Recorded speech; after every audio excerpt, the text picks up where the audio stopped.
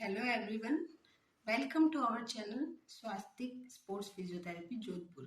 I am Dr. Hira Sharma and आज मैं आपको सर्वाइकल स्पॉन्डिलोलाइसिस के बारे में बताना चाहती हूँ। मेनली सर्वाइकल स्पॉन्डिलोलाइसिस होता क्या है, इसके रीज़न क्या है और ये कितने तरह का होता है। तो चलिए हम बात करते हैं इस टॉपिक पे। इसमें मेनली सर्वाइकल स्पॉन्डिलोलाइसिस में कई लोग ऐसे बोलते हैं कि मुझे हेडेक हो रहा है, कई बोलते हैं कि मुझे चक्कर आते हैं, कई बोलते हैं कि मेरे आर्म में पेन जा रहा है और फिंगर्स तक पेन जा रहा है, झंझना टाइप की लग रही है ना। तो ये सब अलग अलग पैटर्न है सर्वाइकल पेन के। तो इसको हम डिफ्रेंशिएट कैसे करेंगे कि स्पेशली डिस्क बल्ज क्या है, सर्वाइकोजेनिक हेडेक क्या है एंड सर्वाइकल रेडिकुलोपैथी क्या है। तो इसको समझने के लिए आपको ये वीडियो एंड तक देखना है एंड आप इस वीडियो को लाइक एंड शेयर करें। फर्स्टली हम बात करते हैं सर्वाइकोजेनिक हेडेक। मेनली स्पेशली जो पेशेंट आते हैं इसके कैरेक्टरिस्टिक फीचर ये होते हैं कि पेशेंट ये कंप्लेन करता है कि मुझे हेडेक होता है बहुत ज़्यादा और चक्कर आते हैं। और स्पेशली जो नेक का ये एरिया है और ऑक्सीपिटल एरिया होता है बैक साइड में, वहाँ उसको पेन होता है और उसी की वजह से उसको चक्कर आते हैं, क्योंकि जो हम अपनी ऑक्सीपिटल मसल्स है वो बहुत ज़्यादा टाइट हो जाती है because of poor posture and poking chin. Like ज़्यादातर लोगों का जो सिटिंग जॉब होता है या कोई स्टूडेंट्स है या हाउसवाइफ भी हो सकती है जिनका पोस्चर करेक्ट नहीं होता है, उनमें ज़्यादातर ये प्रॉब्लम देखने को मिलती है। अब सर्वाइकोजेनिक हेडेक के बहुत रीज़न हो सकते हैं अलग अलग, वो आपको डॉक्टर से कंसल्ट करने के बाद ही एग्जैक्टली पता चलता है कि किस वजह से हो रहा है। लाइक ये मसल टाइटनेस है, पोस्चरल की वजह से हो रहा है, या आपके ईयर में कोई प्रॉब्लम है तो ईयर में इम्बैलेंसिंग की वजह से भी ये दिक्कत आ सकती है, या फिर आपके ब्रेन में कोई प्रॉब्लम है तो ब्रेन में कोई दिक्कत आने की वजह से भी आपको चक्कर आ सकते हैं।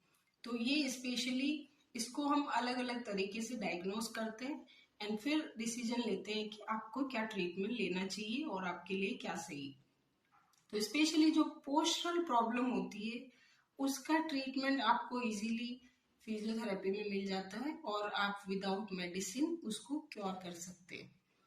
सेकेंडली सर्वाइकल स्पॉन्डिलोलाइसिस टर्म बोलते हैं कई लोग कि मुझे सर्वाइकल हो गया, सर्वाइकल हो गया। तो उसमें स्पेशली क्या होता है, उसमें जो डिस्क होती है डिस्क बल्ज हो जाता है स्पेशली। लाइक अपनी सर्वाइकल स्पाइन है उसमें जो वर्टिब्रास होती है उसके बीच में डिस्क होती है। तो डिस्क अगर प्रोट्रूड हो गई, लाइक एमआरआई में फाइंडिंग्स आती है कि डिस्क प्रोट्रूजन है या डिस्क बल्ज है या डिस्क एक्सट्रूजन है, तो उसका मतलब ये है कि आपकी डिस्क है वो अपनी जगह से खिसक गई है। तो उसके भी रीजन कई हो सकते हैं कि आपका पोस्चर सही नहीं है, डीजनरेटिव चेंजेस आ गए हैं, एज की वजह से, आपका एज बहुत ज्यादा है या बॉडी में कुछ डेफिशिएंसी है उसकी वजह से। तो कई सारे रीजन हो सकते हैं उसके। तो mainly cervicogenic headache plus cervical spondylitis हो गया। अब रेडिकुलोपैथी क्या होता है, सर्वाइकल रेडिकुलोपैथी। अब इसमें जो मैं सर्वाइकल वर्ड बोल रही हूँ C4 सर्वाइकल के लिए यूज होता है।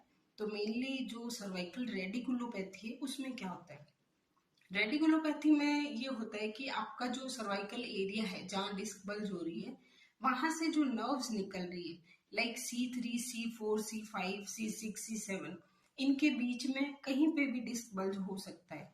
अब जहाँ डिस्क बल्ज हुआ है वहां से जो नर्व निकल रही है जो अपने आगे आर्म में, शोल्डर में एंड हैंड में जो सप्लाई कर रही है, वहां उसके सिम्टम आते हैं। लाइक कई लोग बोलते हैं कि मुझे सिर्फ इस एरिया में पेन हो रहा है मैम, कई लोगों को शोल्डर ब्लेड तक पेन होता है और कईयों को आर्म तक जाता है और कईयों को पूरे हैंड टूज ये फिंगर्स तक जाता है। तो इसका मतलब ये है कि उसका इन्वॉल्वमेंट कितना है नर्व का, उस पे डिपेंड करता है कि डायग्नोसिस में ये पता चलता है एमआरआई फाइंडिंग से कि डिस्क बल्ज कितना परसेंट उसका डिस्क बल्ज हुआ है, उसके बेस पे उसका नर्व कंप्रेशन कितना हो रहा है। तो इसमें हम एमआरआई से देख के पता लगाते हैं कि उसको कितनी सीवियरिटी है। लाइक रेडिकुलोपैथी या पेन रेडिएशन उसका हैंड फिंगर्स तक जा रहा है तो वो सीवियर उसमें आ जाएगा, क्योंकि पेन सीवियर है और उसका ऑलमोस्ट पूरा नर्व कंप्रेस हो रहा है। तो उसके लिए आपको ट्रीटमेंट के लिए आप हमें कांटेक्ट कर सकते हैं। हमारे कांटेक्ट दिए हुए हैं व्हाट्सएप नंबर, उस पर आप मैसेज कर सकते हैं और कॉल भी कर सकते हैं एंड अपना अपॉइंटमेंट बुक करा सकते हैं for physiotherapy treatment. Thank you so much.